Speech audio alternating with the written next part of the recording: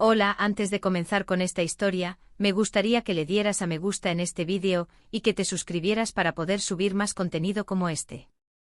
Novela. Hermana, en esta vida yo soy la reina. Episodio 430. Todo en la vida humana es una bendición disfrazada.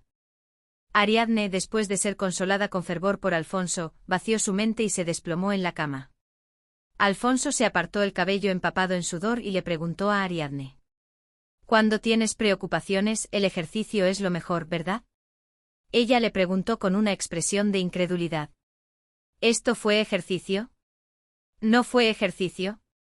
Alfonso sonrió mostrando sus dientes blancos y dijo. Entonces la próxima vez tú. El rostro de Ariadne se puso rojo y le dio una palmada en el brazo a Alfonso. Lo que más le molestaba era que él sonriera tan inocentemente mientras decía cosas inútiles, como si no hubiera hecho nada malo. Alfonso soltó una risa tonta y la abrazó de nuevo. No pienses. En ese sentido, el ejercicio era la mejor medicina. Solo tienes que vivir cada día fielmente. Si ella no hacía ejercicio voluntariamente, él tenía la intención de hacerla hacer mucho. Ariadne, sin saber en sus sueños qué intriga tramaba Alfonso, pensó si realmente estaba bien mientras estaba en los brazos de Alfonso. El cardenal de Mare pronto tendría que renunciar a su cargo de cardenal. Eso significaba que también tendría que desalojar esta gran mansión. Aunque esta casa, cada viga y cada pilar, había pasado por las manos del cardenal de Mare, era, después de todo, una residencia oficial. Alfonso le susurró al oído. Todo saldrá bien. Ella no estaba de acuerdo en absoluto, pero no lo refutó. Era un hombre que se había vestido especialmente y había traído a todos sus subordinados solo para tranquilizarla. No quería molestarlo. Sin embargo, le molestaba un poco que un hombre que sabía que tenían que desalojar la mansión pudiera hablar tan despreocupadamente. Ariadne suspiró profundamente en lugar de iniciar una pelea. Toc, toc. En ese momento hubo un golpe cuidadoso en la puerta. Condesa, soy Sancha. Lamento molestarla, sé que está ocupada. Dicen que es urgente afuera. Ariadne buscó apresuradamente algo para ponerse dentro. Como la dueña no salía y solo se escuchaban ruidos de golpes y crujidos, Sancha, que había comprendido la situación, se sonrojó y transmitió el mensaje desde afuera. Lo diré aquí mismo. El Palacio Real pide una confirmación de asistencia al baile de Acción de Gracias. ¿Qué? ¿No ha llegado ninguna invitación? Sí. Yo también lo sabía, así que dije que no había llegado ninguna invitación. Los funcionarios de León III eran obstinados. Este año, a diferencia de antes, el Palacio Real no enviará invitaciones y recibirá respuestas de aceptación o rechazo. En cambio, las familias con título de conde o superior deben asistir, y las familias que no asistan deben notificarlo por separado. La dificultad de Sancha se notaba en su voz. Ahora mismo hay un funcionario del Palacio Real en la entrada. Pide una confirmación inmediata, ¿qué hacemos? Sancha ya era una funcionaria experimentada. Podía manejar la mayoría de las situaciones por sí misma. Pero esta era la primera vez que los funcionarios irrumpían y causaban problemas de esta manera. Ariadne miró a Alfonso con una expresión de ¿has oído algo? Alfonso se frotó la cara con las manos secas por las excentricidades de su padre. De hecho, esto, estrictamente hablando, fue el resultado de la maldad de León III combinada con la incompetencia de sus subordinados. Recientemente los nobles que vivían en la capital se habían ido con frecuencia a las tierras de sus familias. Esto había sucedido durante la época de la Gran Plaga, pero incluso después de que la peste negra disminuyó, no regresaron a la capital. Los grandes nobles se pusieron a la cabeza de la procesión de regreso a casa como una señal de protesta contra León III, quien era hostil a los grandes señores. La declaración de ciudad libre de Unisola fue decisiva. Los nobles pequeños y medianos dentro de su esfera de influencia también los siguieron. Y de hecho Unisola no era el único problema. León III perdía puntos constantemente en diversas áreas. El marqués Salvati, que se había ido con la excusa de la Gran Plaga y aún no había regresado, el marqués Guatieri, que se había ido por enfermedad, y el viejo marqués Montefeltro, que había alegado vejez. Solo con ver la variedad de personas que habían abandonado la capital se notaba. Ahora, en la capital, el número de nobles que residían permanentemente, excluyendo a los nobles de la corte que no tenían tierras separadas en las provincias, había disminuido mucho en comparación con antes.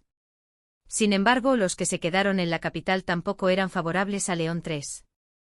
Los nobles que se habían dado cuenta de que solo surgían problemas si se involucraban con el rey, no asistían a grandes reuniones a menos que tuvieran asuntos urgentes como una hija que casar o un socio comercial que debían conocer. Los hombres se reunían en catas de vino, y las mujeres en fiestas de té. Con la popularidad de los bailes organizados por el rey bastante baja, León III amenazó a sus subordinados diciendo: asegúrense de que nadie falte a este baile de acción de gracias. El conde Contarini estaba ausente y Márquez y Valdesar estaban ocupados, por lo que solo el señor del Pianosa, que estaba solo, corría de un lado a otro. El señor del Pianosa, con falta de personal, simplemente lanzó ideas sin refinar a sus subordinados. Era un mal hábito que había adquirido de León III. ¿Qué tal si lo cambiamos para que todos vengan y los que no vengan tengan que notificarlo por separado? El personal incompetente del rey interpretó esto como una orden de decir: si no asisten, serán marcados, así que háganlo por su cuenta, con la intención de arrastrarlos si no venían, incluso sin una invitación. El señor del Pianosa, que originalmente pensaba enviar una invitación normal y escribir: por favor, responda si planea asistir, o por favor, responda si no planea asistir, estaba demasiado ocupado para verificar 2 veces cómo iban las cosas. El resultado era la situación actual. Aunque no vayas, no te arrastrarán ni nada. Ariadne miró a Alfonso con una expresión de ¿es verdad? Alfonso suspiró y respondió a Sancha en su lugar: no hay nada especial. Él le preguntó a Ariadne con los ojos: no tenías intención de no asistir, ¿verdad?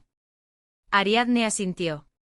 No tenía intención de destacar haciendo algo diferente a los demás. Alfonso dijo con un profundo suspiro: diles que iré. Ariadne miró a Alfonso con una ligera sensación de inquietud. Alfonso miró fijamente a Ariadne, que solo llevaba una sábana. La sábana simple fluía elegantemente siguiendo las curvas de su cuerpo. Pasando por las dramáticas sombras y la cintura ceñida, las esbeltas caderas de Ariadne se revelaron a través de la abertura de la sábana. Alfonso se relamió los labios. Por muy fina que fuera la sábana, sería más gruesa que la tela de un vestido, ¿estaría bien? No quiero mostrárselo a nadie.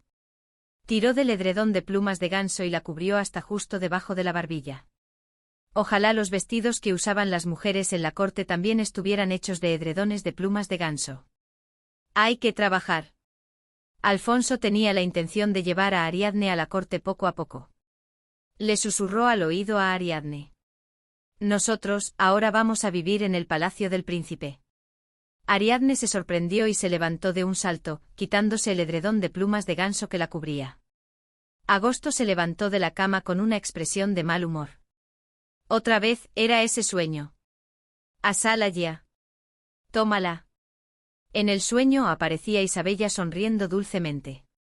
Ella lo miraba a los ojos, y sonreía mientras miraba a través de la ventana de su corazón. Era bastante diferente de la Isabella de la realidad. La Isabella que él conocía en la realidad vivía con una expresión de enfado, y su expresión al tratar a Agosto, o mejor dicho, a Aquirrilu, era casi inexpresiva. No era porque ella expresara alguna emoción hacia él, sino porque lo trataba con la misma importancia que una cama, una silla, Agosto, una puerta, o un estofado para la cena. Estrictamente hablando, el estofado para la cena era más importante que Agosto. ¿Que la tome? ¿Cómo? Sin embargo, no podía ignorar este sueño. Este sueño premonitorio siempre era correcto. Él, que había sido sacerdote al servicio de Dios en su país natal, era el hombre más cercano a ser el próximo sumo sacerdote. Su padre era Aquirraún, el Ojo de Dios, el líder espiritual de la tribu Amara, y su familia había servido como sumos sacerdotes durante 8 generaciones. Aquirrilu también era el báculo de Dios, el que guiaba a la tribu recibiendo revelaciones. Que él abandonara el imperio moro y la tribu Amara era impensable. Pero el sueño susurró: Gader, Eliom. Vete hoy. Fue una revelación tan poderosa que sintió que no podía desobedecerla. Con dudas, el día que dejó la capital, su adversario llegó a la ciudad. Y el adversario asesinó brutalmente a su padre. Él cuestionó el sueño. ¿Estaba destinado a matarme? El sueño solo sonrió y no respondió. En una vida anterior que Agosto no recordaba, Agosto mató a ese adversario y se convirtió en un asesino, huyendo de la tribu. En esta vida, a cambio del sacrificio de su padre, se le abrió el camino para regresar a la tribu. El sueño era él, y él era el sueño. Agosto Akirrilu estaba decidido a lograr en esta vida el éxito que no había obtenido en la anterior.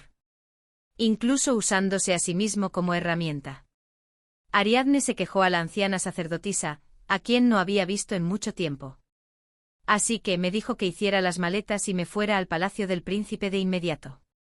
Había demasiados problemas acumulados para ir al palacio del príncipe en ese momento. Si iba al palacio del príncipe, sería mucho más difícil reunirse regularmente con la anciana sacerdotisa que le ponía hechizos en las manos. También estaba el problema de dónde alojar al príncipe gálico Luis. Pero todo eso era secundario. El mayor problema era cómo justificar la residencia de una mujer ajena en el palacio del príncipe. La abuela le preguntó a Ariadne con una cara llena de interés. «Entonces, ¿dijiste que irías? ¿Por qué me preguntas eso a mí?» La abuela mora tenía un mal hábito. Era el de saberlo todo. Ariadne, que estaba resentida porque la abuela mora siempre se jactaba de saberlo todo, sin importar de qué se tratara, replicó. ¿No lo sabes todo, oh cielos y tierra? Ariadne pronunció la palabra cielos y tierra, que la abuela le había enseñado, con la pronunciación retorcida característica del etrusco. La abuela frunció el ceño. ¿Crees que la vida es tan fácil? No invoques a los cielos y la tierra así. Ah, pero dijiste que los cielos y la tierra lo saben todo y son milagrosos, dijiste que sabías a qué sabía la canela sin probarla. Eso es diferente, si no lo entiendes, no lo apliques, ignorante. La anciana sacerdotisa refunfuñó y se quejó mientras molía un trozo de talco en un mortero viejo para hacer un polvo fino. Cuando la abuela pareció realmente molesta, Ariadne se asustó un poco. Preguntó con un tono suave, buscando la reconciliación. ¿Está bien, Ismael? Ismael era el nuevo nombre etrusco que el nieto de la abuela había adoptado al llegar al continente central. Al mencionarse al nieto, la abuela se iluminó de inmediato y comenzó a alardear de él. En la escuela dicen que es el más rápido en matemáticas, también es bueno en deportes, tiene muchos amigos alrededor, así que la casa está muy animada. Si se gana algo, también se pierde algo. El nieto había olvidado el idioma de Balasaordo, e incluso sin el idioma, ya no se comunicaba bien con la abuela. También era indiferente a las historias de los ancestros susurrantes y los espíritus de la tierra. Esto se debía a que, a diferencia de la abuela que vivía en el pasado, él se había adaptado perfectamente a la tierra de los nuevos pueblos de ojos de color. Ariadne se alegró sinceramente por las noticias de Ismael. ¡Qué bien! Yo también sabía que Ismael era bueno en deportes. Dicen que es el mejor jugando al calcio en la escuela de Greta. ¿En serio? Si tiene más talento para los deportes que para los libros, ¿deberíamos intentar que sea un caballero aprendiz? Si es feliz, está bien. El niño, ahora un joven, estaba tan absorto en el hecho de haberse convertido en el capitán de fútbol que olvidó su antiguo deseo de convertirse en un héroe que pasaría a la historia del continente central. Era triste, pero era lo que la anciana había deseado. No había nada en el mundo que no tuviera sus pros y sus contras. No tenía ninguna intención de convertirlo en caballero, pero si al niño le gustaba, tal vez estaría bien. La anciana, al llegar a esta conclusión, soltó unas palabras de consuelo. Lo de tu padre también. No te desanimes demasiado.